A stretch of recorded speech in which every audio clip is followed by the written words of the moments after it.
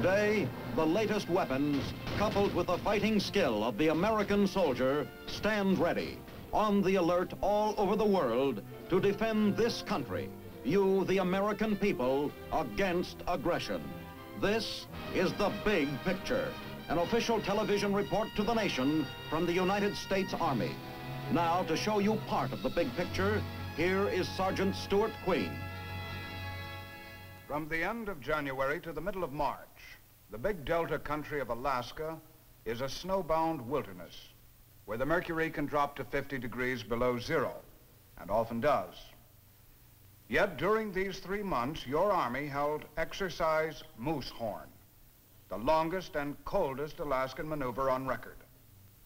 The purpose of Moosehorn was to determine how well combat units could move and fight and be supplied under extreme Arctic conditions.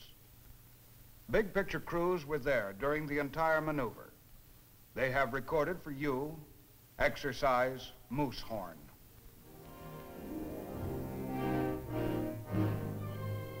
Moosehorn was held in Alaska, and Alaska in the summer is a pleasant place. A hot Arctic sun sits in the sky 19 hours a day. Crops can be harvested. Cool mountain streams flow down to the sea. Wildlife abounds. The coast is 3,000 miles longer than the United States coast. Here, colonies of fur-bearing seals sport on the rocky shore.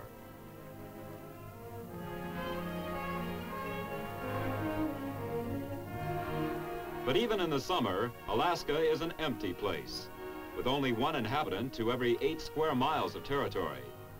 When the winter comes around, it's downright foreboding.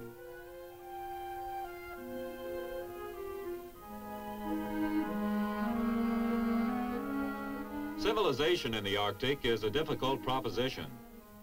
The only people who over the centuries have adjusted to Arctic living are the Eskimos. Here, dire necessity was in fact the mother of invention. To travel, the Eskimo invented the dog sled and the lightweight, skin-covered kayak. He invented the harpoon with a detachable head to capture the sea animals upon which his winter existence depended. Fishing is the occupation of women and children, and fish is one of the staples of the Eskimo diet. Fully tailored fur garments, complete with hood and mittens, is another Eskimo achievement.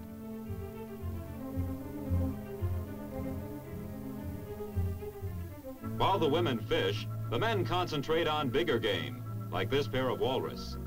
Survival depends on knowledge, cunning, and physical strength. But even the wily Eskimo has not been able to populate the country to any great degree.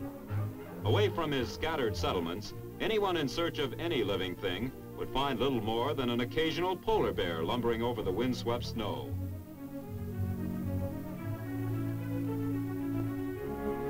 But Alaska is huge. Superimposed over a map of the United States, it extends from the Atlantic Ocean almost to the Pacific, and from the Canadian border down to Mexico.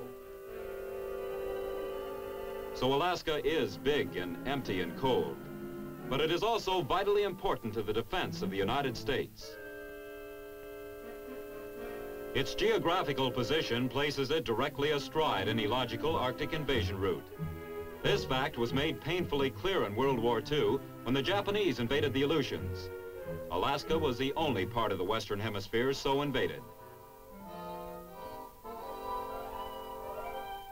And we must remember that Russia is right across the Bering Strait, only 56 miles away from the tip of the Seward Peninsula. At such close quarters, the Cold War has become a real factor in Alaskan life, and Alaska itself has become the western end of our Arctic rampart. But the defense of a huge snow-swept wilderness presents tremendous problems. Men must be specially trained. Here at the Army Ski School at Camp Hale, Colorado, a group of soldiers become acquainted with the basic method of over-snow movement, skiing.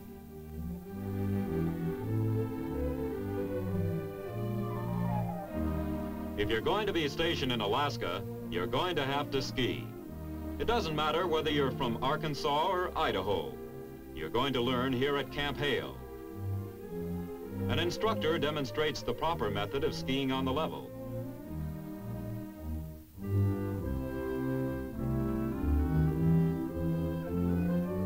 Moving around with two 7-foot slabs of hickory stuck to your feet isn't easy if you've never done it before.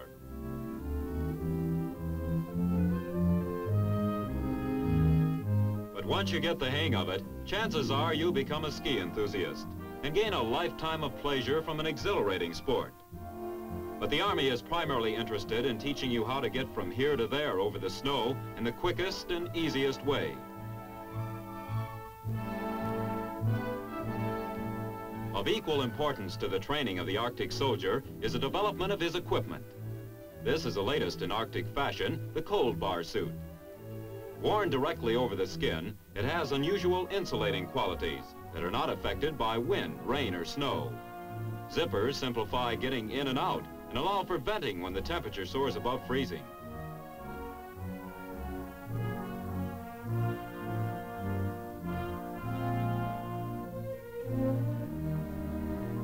The suit is made of rubber-like foam plastic, covered with a water-resistant nylon shell. Together, they make for near-perfect insulation. The new Arctic boot is a rubber-fabricated combat boot. Fine woolen fleece is sandwiched between a seamless rubber inner lining and a tough white rubber carcass. A projection to hold ski bindings and a non-skid tread complete the Arctic features of the new boot.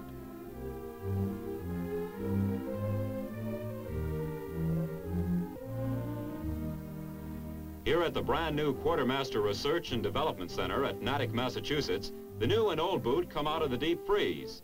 Subjected to such extreme low temperatures, the old boot comes out stiff as cast iron. While at the same temperatures, the new boot retains its original flexibility.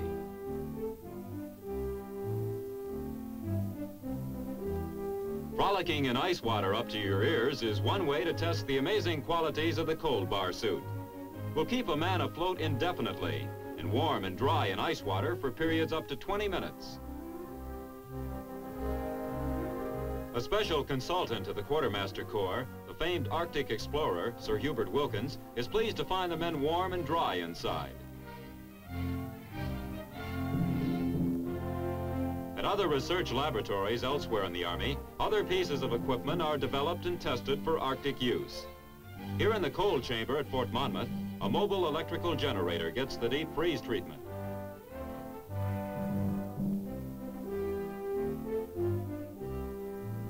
The technicians take the chamber down to 65 degrees below zero. And the generator still kicks over. But no matter how much they torture equipment in a test chamber, it is still a controlled experiment. It is never quite the same as under field conditions. The real test is the large-scale tactical maneuver. Such was Exercise Moosehorn. In the middle of the Arctic winter, 7,000 soldiers head for one of the world's coldest spots, only 165 miles from the Arctic Circle, Fort Greely, Alaska.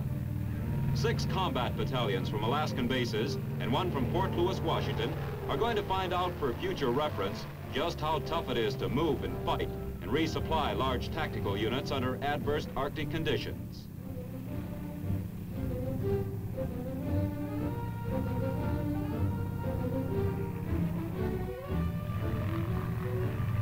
In this sort of country, air transportation is the simplest way to cover large distances when the weather is good. Weather report, Big Delta, Alaska. Forecast for today is mostly clear with ice fog expected tonight. Westerly winds from 5 to 15 miles per hour. Temperature will range from -10 to -40 degrees. As the transports approach Fort Greely, jets from the Alaskan Fighter Command give them a friendly checkout.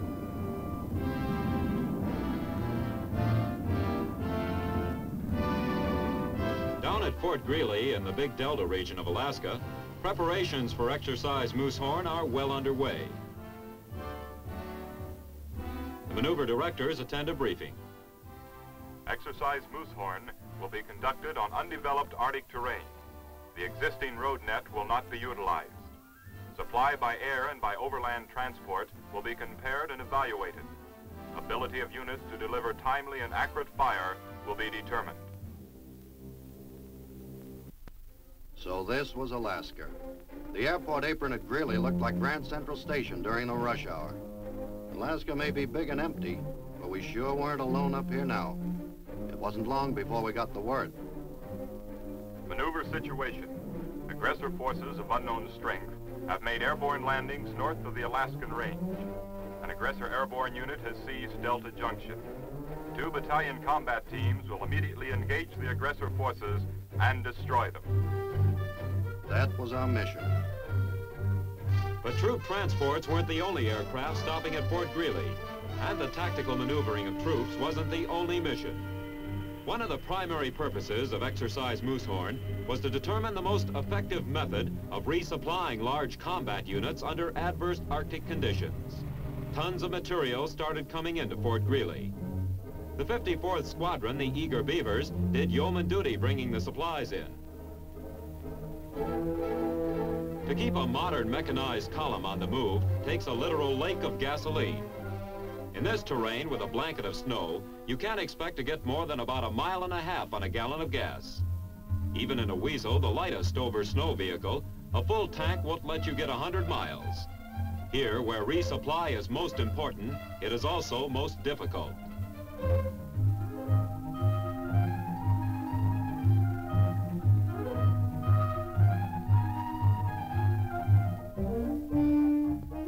Two basic methods of resupply were to be compared and evaluated. One overland by cat train and the other by air. There were 2 battalions to be in the field at once. One would receive supplies by cat train, the other by airdrop. The Army was going to determine just what the advantages and disadvantages of both methods were. Those 2 battalions in the field were going to need a lot of stuff, and it poured into Greeley by air and by land. A truck convoy 40 miles long came up the Alcan Highway from the United States.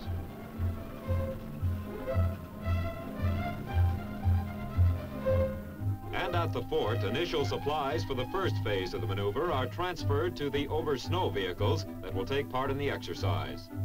Then these vehicles themselves get gassed up. Here, an otter takes a long drink before the long pull tomorrow.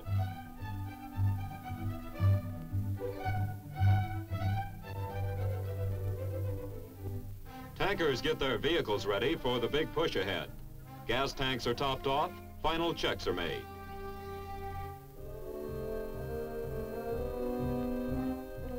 A little individual attention to those individual packs will pay off when you start breaking through the brush around here.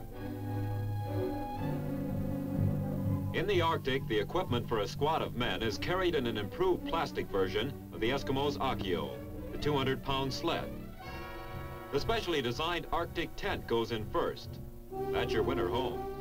It's the heaviest, and when it's up, 10 people live in it.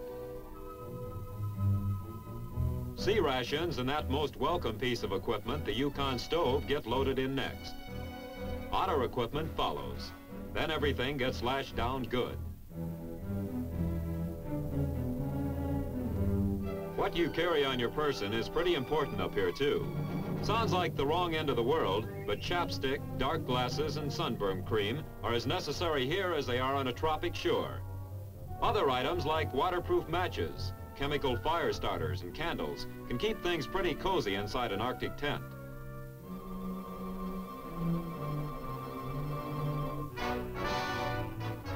That's what they say.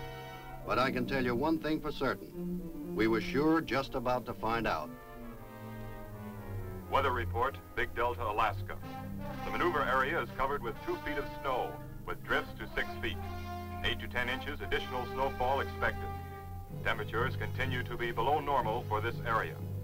The official temperature this morning was 43 degrees below zero.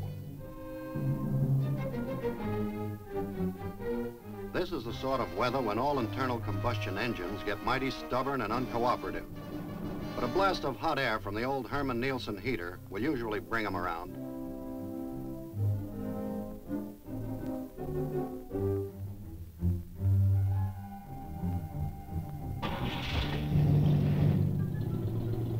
There she goes. purring just like the old bus back home.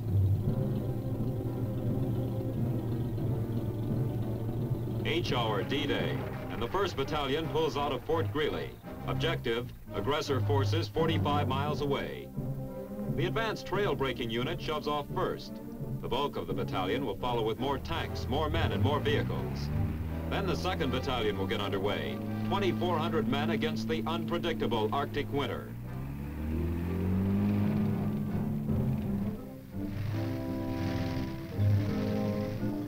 Maneuver plan. The exercise will be conducted on terrain that is representative of subarctic areas.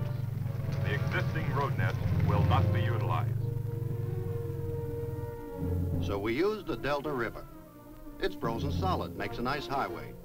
From the manual it says, soldiers on skis can maintain speeds of 3 to 4 miles per hour. Sure, but for how long and how far? And dragging just what along with you? Living intimately with snow and cold, the soldier soon learns to do as the old-time sourdough did. He respects its power and takes it in his stride.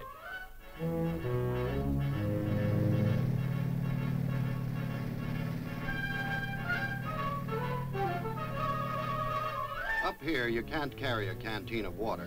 It would freeze and burst. But when you ski and it's 20 below, your tongue gets dry. When your tongue gets dry, you get thirsty. And 10 parts of snow make only 1 part of water.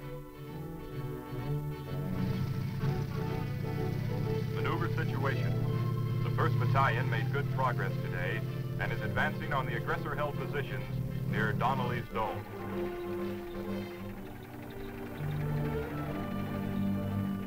This is for me.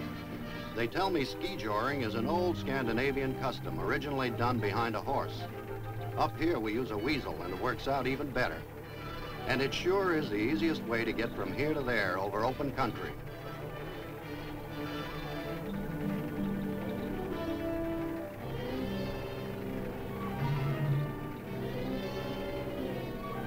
Under ideal conditions, you can make up to 20 miles an hour. The only hitch is, it's too easy. You're not working hard enough. Your body cools down and you can get a chill. So when the sergeant gives us the word to drop those lines, we have to move off on our own again.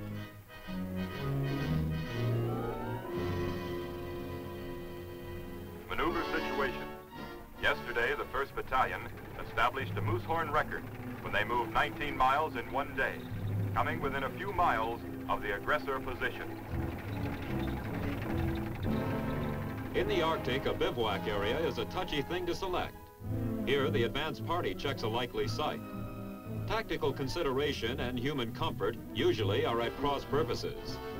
High ground is great from the military standpoint, but it's also likely to be the coldest and windiest. So the battalion moves into a stretch of evergreen forest that gives some protection from both elements and the enemy. Once the bivouac area is established, the bulk of the battalion moves in. A very similar scene is taking place over at the 2nd Battalion. To prevent observation, the security elements surrounding the battalion construct lean-tos instead of using tents. That may look like a lot of stuff moving in here, but there are 1,200 men bedding down in these woods. And with that many people, even a lot doesn't last very long. We were counting on resupply by air, and over at the 2nd, they were going to get their stuff by cat train.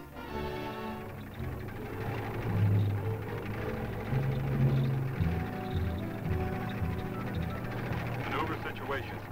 Both battalions moved into a tactical bivouac today, close to aggressor-held positions. Inside the bivouac area, we were making ourselves comfortable and getting settled in our 10-man tent. But we knew that all around the fringes of the bivouac, security elements were keeping their eyes open. Back at Fort Greely, resupply operations get underway. Then an Air Force weather plane brings back the news. Weather report, Big Delta, Alaska. Temperature between 0 and -20 degrees. High winds and blowing snow expected. Wind velocity to reach 70 miles per hour. Going to be a real Alaskan willow-up. He was so right. Both resupply operations were canceled. Out here in bivouac, we just moved inside and waited. The sergeant in our tent took up cooking. And you know, it wasn't bad at all. You get used to washing your face with snow, too. We even had time for a shave. Weather report. Temperature 55 degrees below zero. Winds 5 to 10 miles per hour. The Willowa is over. Despite the extreme cold, the C-124s are in the air on their mission of resupplying the 1st Battalion. At the same time, down on the ground, cat trains from the engineer unit start smashing their way forward toward the 2nd Battalion.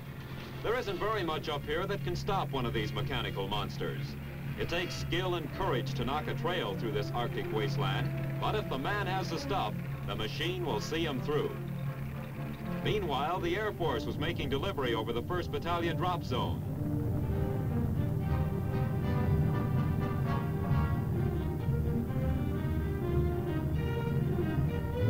When you've been waiting for him, there's not a prettier sight in this world than a big old chute with a carton of rations dangling down below.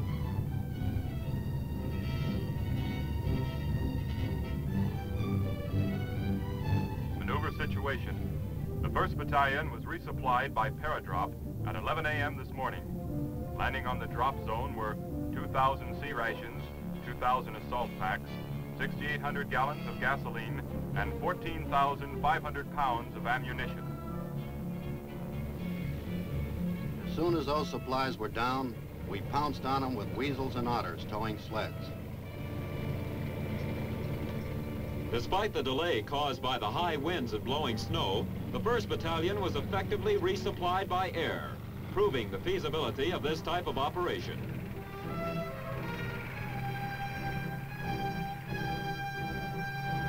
It was some time later when the cat train started pulling into the 2nd Battalion bivouac area. Although delayed, they too had made it through to the troops with food, gas, and ammunition.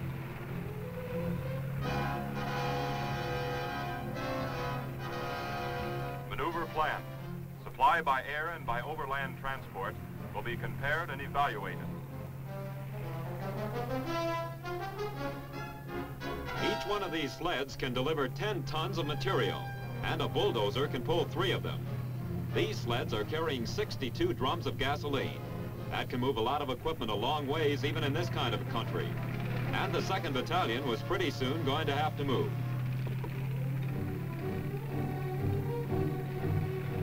Maneuver situation. Cat trains of the 271st Engineer Battalion sliced their way through this Arctic wasteland and arrived at the 2nd Battalion headquarters today.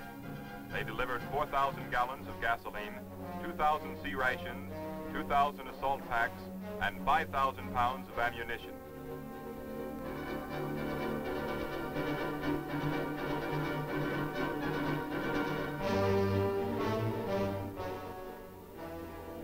While we were unloading his cat train, the driver downed a cup of Java and told some tall tales about his trip. Both battalions were now resupplied. Food and ammo was in plentiful supply. And what's most important for tracked vehicles, there was gasoline. Maneuver situation. At 0800 this morning, elements of the 1st Battalion made contact with the aggressor main body. The 2nd Battalion has been informed of the situation and is pushing overland with all speed to join the battle.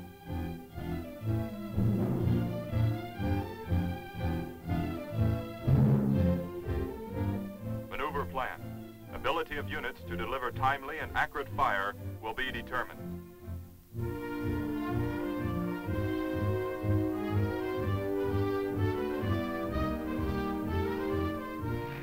Maneuver situation. 1100 hours, forward elements of the 2nd Battalion struck the aggressor forces on their northern flank, apparently by surprise.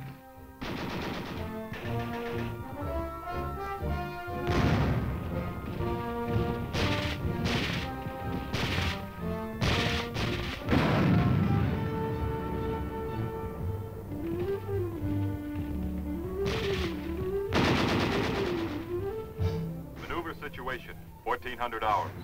Caught between the concentrated fire of the 1st and 2nd Battalions, the aggressor forces suffered heavy casualties and are at present reported in disorderly retreat. Elements of the United States forces are moving overland to maintain contact.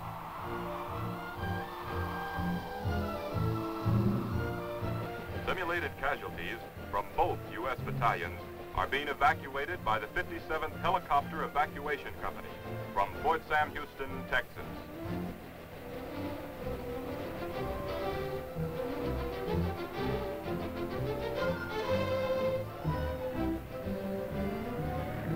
After flying around up here for a while, even those copter corpsmen admit that maybe Alaska is just a little bit bigger than Texas. With the maneuver enemy defeated, the simulated battle is over. The tactical phase of Moosehorn has come to an end.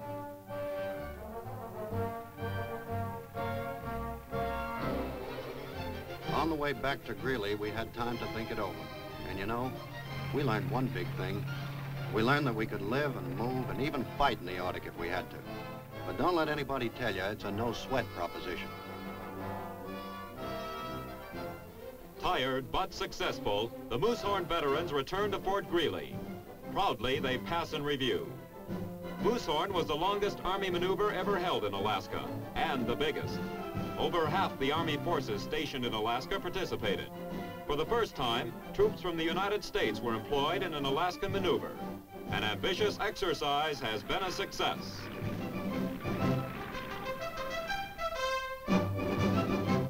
Moosehorn is over now, but the lessons learned are bound to affect all future thinking on Arctic warfare. This huge maneuver stands as a prime example of your Army's never-ending search for better and more effective methods of defending this country against aggression.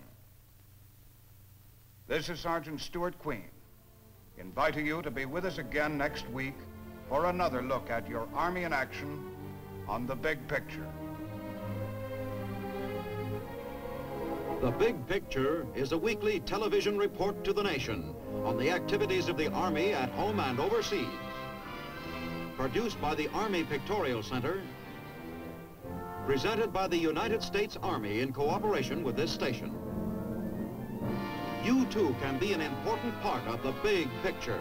You can proudly serve with the best equipped, the best trained, the best fighting team in the world today, the United States Army.